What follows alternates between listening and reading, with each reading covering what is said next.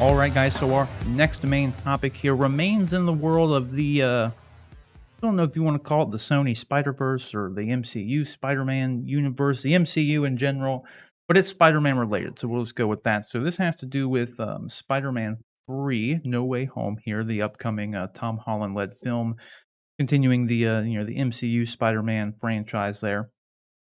And we have a report here that looks like the news broke from a gentleman by the name of the. I just literally lost his name. Jeff Snyder. That's who it is. So I can't believe I blanked on his name because I'm familiar with him from the movie Trivia Schmodown. So that being said, this report here, before I get into it too far, without even telling you what the topic is, but apparently, according to Jeff Schneider, the Spider-Man No Way Home villain is supposedly going to be Willem Dafoe's Green Goblin. Now we know that Spider-Man No Way Home is featuring, some returning cast members from the previous films in the Raimiverse, as Alfred Molina's Doc Ock has confirmed to be in the movie, and Alfred Molina himself has even said that it is specifically the Doc Ock character being yoinked out of like the Spider-Man 2 movie. Like, he said, like, that's his he's playing that same exact guy in that movie, or in the upcoming movie from that movie. So that was kind of interesting. We didn't it was just rumors before. We didn't know what kind of role it was gonna be because to contradict that, Jamie Foxx is gonna be in the No Way Home film as Electro, and, he unanimously played Electro in the Amazing Spider-Man 2 movie, which is a terrible movie, even though Andrew Garfield's still my favorite Spider-Man. No offense to Tom Holland by any means. I love him in the role too, but Andrew Garfield's still my favorite Spider-Man. But, Jamie Foxx came out when the news broke that he was gonna be in the movie, that he's not playing the same Electro. Like, he said he's playing Electro, but it's like a different take on Electro.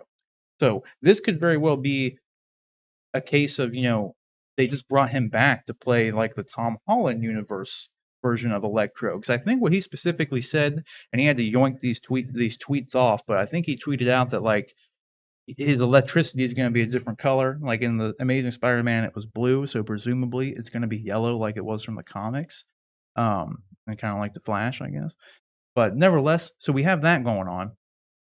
So with those 2 coming back, and then the obvious rumors of, Andrew Garfield and Tobey Maguire being a part of this No Way Home movie as well, it stands to reason that perhaps Willem Dafoe is also in it, but my only hesitation on this at all is if he's the main villain of the movie, I don't see how that could have been kept secret. Like, how do we know about Alfred Molina and Jamie Foxx, who like would presumably be playing smaller roles in this film. And if Willem Dafoe's the main villain, wouldn't we have seen at least one set photo or something, one report saying that he was on set? Like, how I just in today's age, with everyone having a telecommunications device in their pocket, I don't see how you keeping a main predominant character in a movie like this would be, like, secret now. Like, I mean, it's different with Grogu in, The Mandalorian because they filmed that on a set, a closed set in the volume,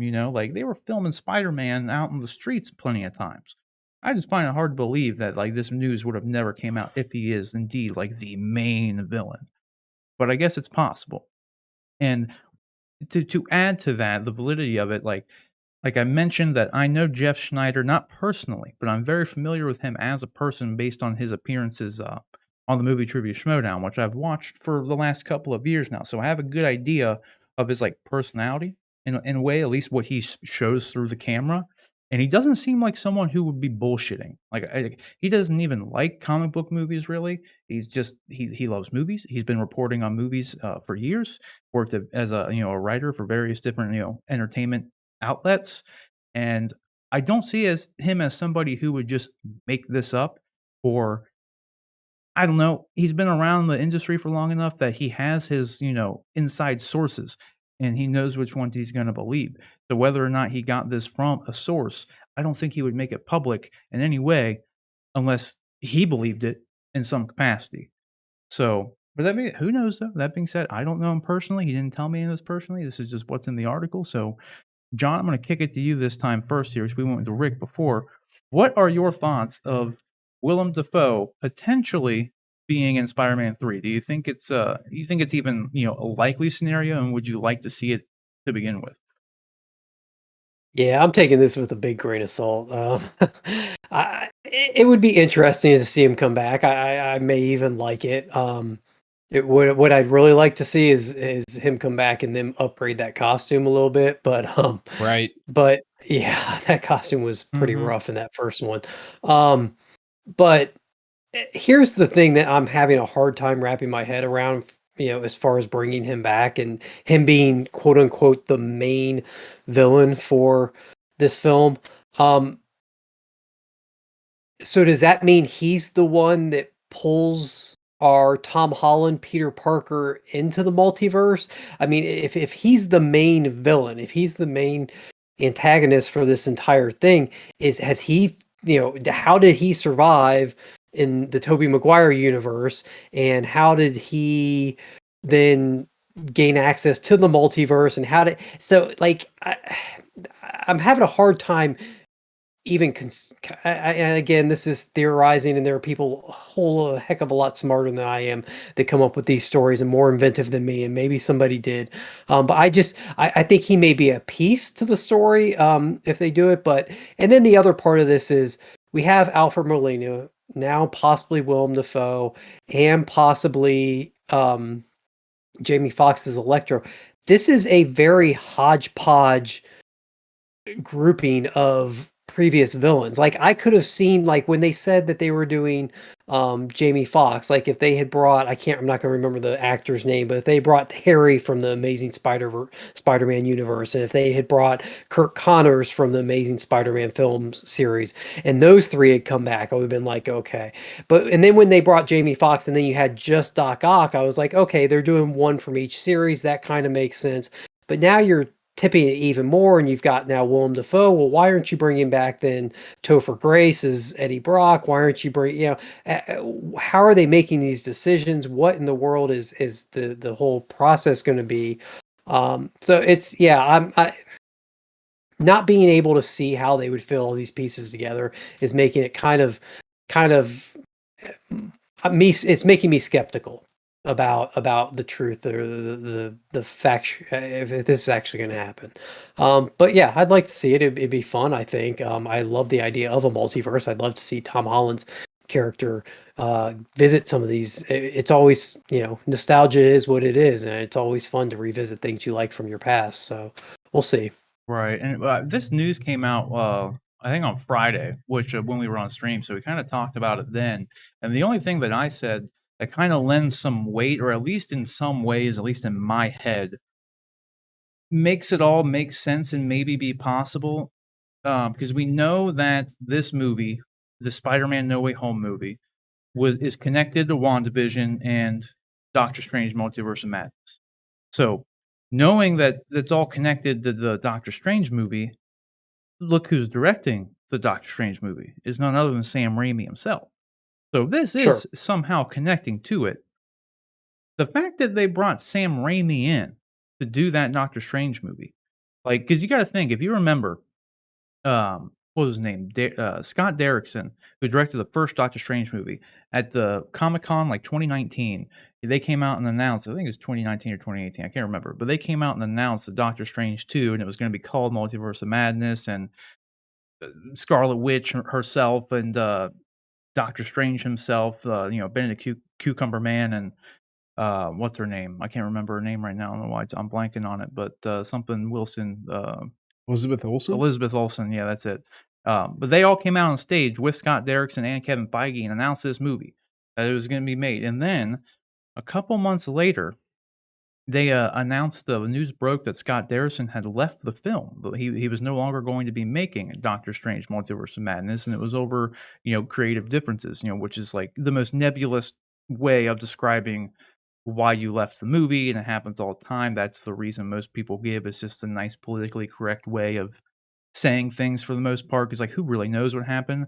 But it very well could be a fact that, like, they wanted to, because he very specifically wanted to make a horror movie. On that stage, they announced that this Doctor Strange movie was gonna be the first horror film in the MCU, and, like, he has a background of directing horror movies, so that all made sense.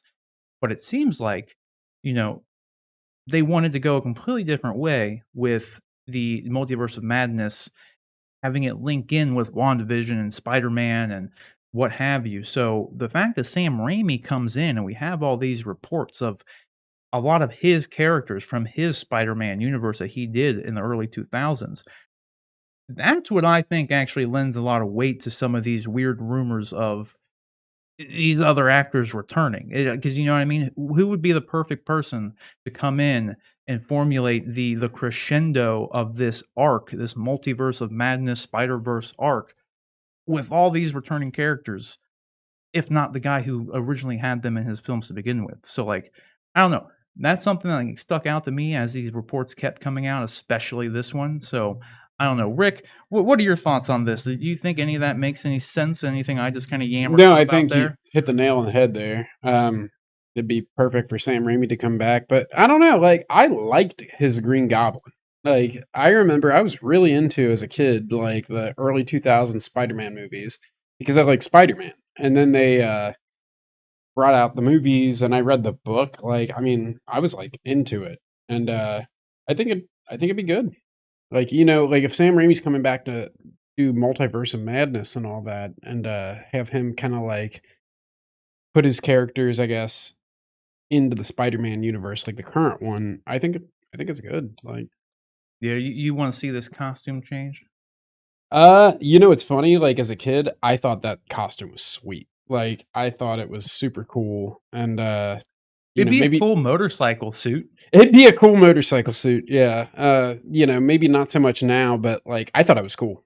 And I then think again, I was like 10 years old, so the costume itself isn't terrible. The mask is just so static and like some such guy a some guy at Live Oaks where we went to high school like had the identical like reproduction of the mask from Green Goblin from that movie, and I thought it was super cool. Like I remember seeing it in person. I was like, dude, that's dope. It's a cool look. The problem is with it being, like, the static mask is you have someone with as like, you have Willem Dafoe there who has one of the most, like, creepy or could be creepy emotive faces. Like, he's not a creepy looking guy, but I mean, like, look at this picture. Right. You put the mask on him that has, like, the static look of this, but it's like, he could do so much more. Like, an actor's If they had it emotion like comes as out. like Like, they yeah. painted his face or Yeah. yeah. Like, I could Agreed. see him now, we talk about this on stream, like, I would imagine if they brought Green Goblin back in any way, if they wanted to make, like, a more true adaptation to how he looked in the comics, they'd probably just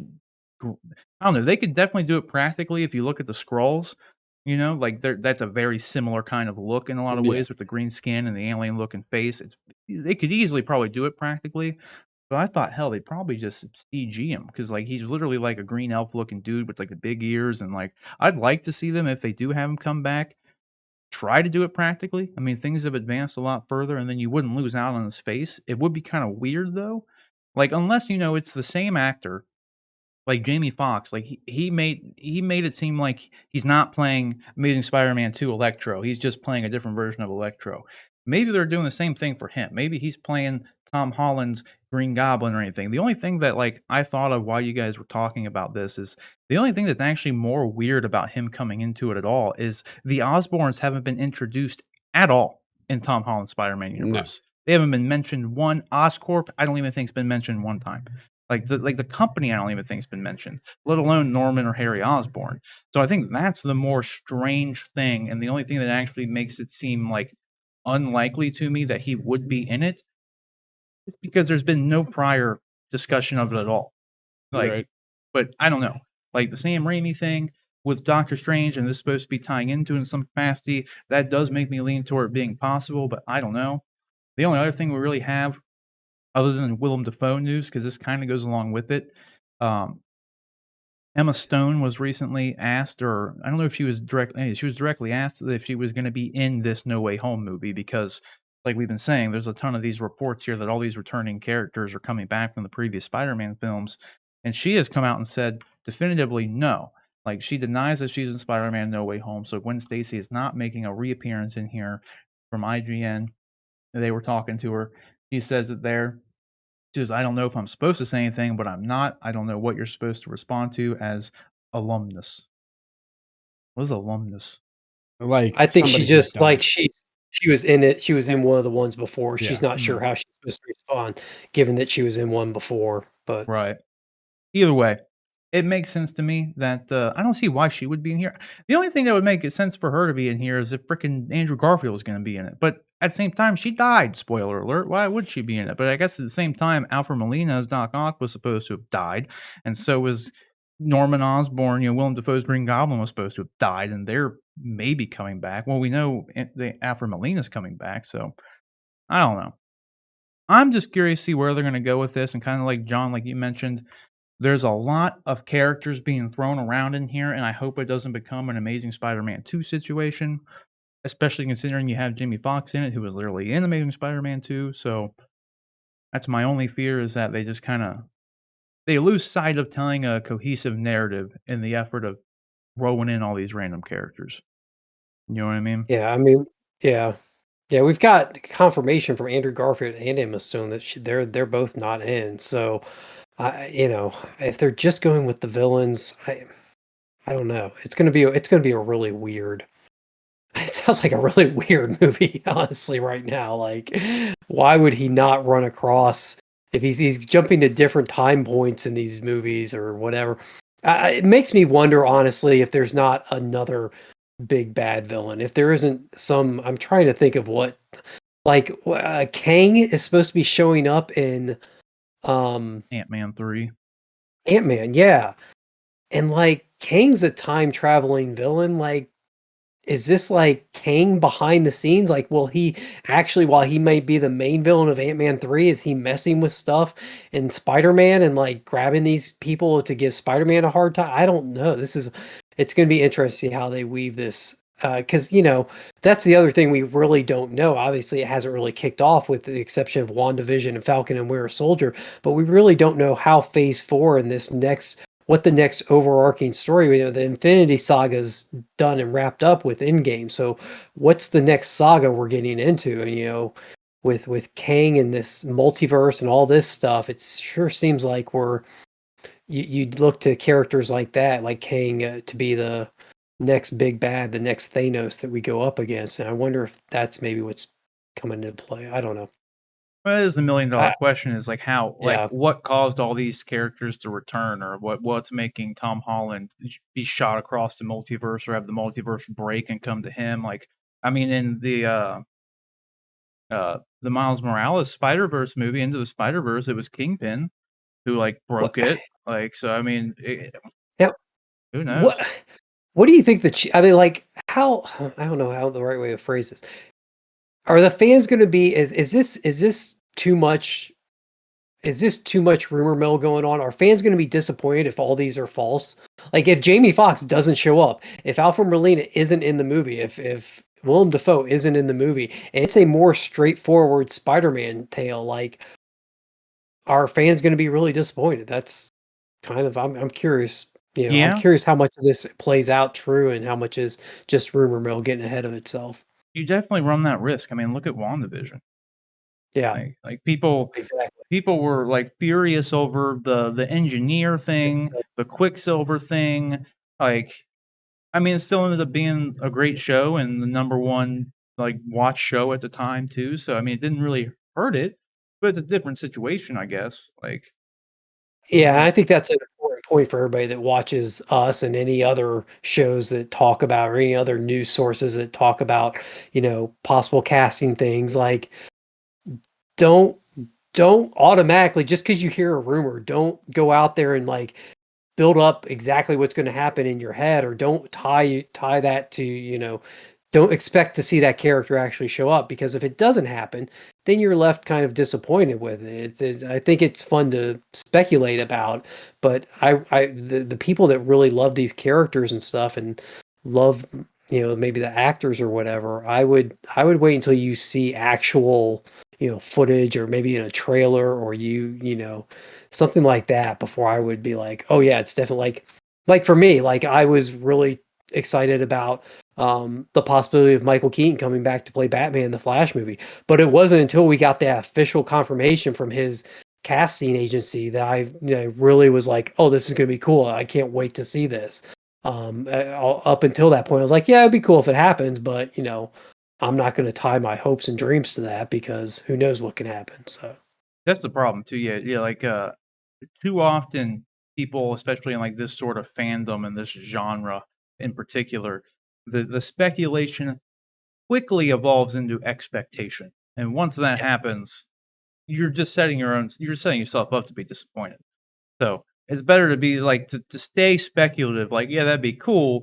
But once you start shifting to like you're expecting it to happen, and you're formulating all these different plot lines of what could and should happen. That's the thing too, it's the verbiage and how you think about it. If you say like, well, this could happen, then you're still being speculative. If you say this should happen, then now you're being, you're expecting these things. So yeah, that's the problem. That's where you need to reel it back in a bit. And like, I guess the good news is, I feel like once we could finally get a trailer for this movie, eventually, I don't see if all this people are gonna be in the movie, there's no way they're not gonna market them. Like, they're not gonna just leave it. Like, I'm sure we'll at least see some of it in the trailer, so we'll have some answers in a trailer. I don't think they'll explain over the whole thing, but it's too much of marketing gold to just to not have one quick shot of at least someone in the movie with them. Like a Spider-Man looking at another Spider-Man, like the meme. I mean, you wanna put a quick thing like that in the trailer just to get people hyped, you know what I mean? They're not gonna just leave you completely in the dark. So, we'll just have to wait and see though, guys. This has been a lot of news about Spider-Man, and we got one more Spider-Man story coming after this, but do you guys think Willem Dafoe is gonna show up in this movie? Do you think, like I think, there's any connection with Sam Raimi directing Multiverse of Madness that kind of lends some weight to this actually being possible? Because that's the only thing that really makes me think it's possible at all, is the fact that Sam Raimi is in the MCU directing Multiverse of Madness, which is supposed to tie into this. But otherwise, I don't know. It's kind of odd for, Osborns haven't even been mentioned a single time yet, so there's all that as well. Whatever you guys think, let us know down in the comment section below.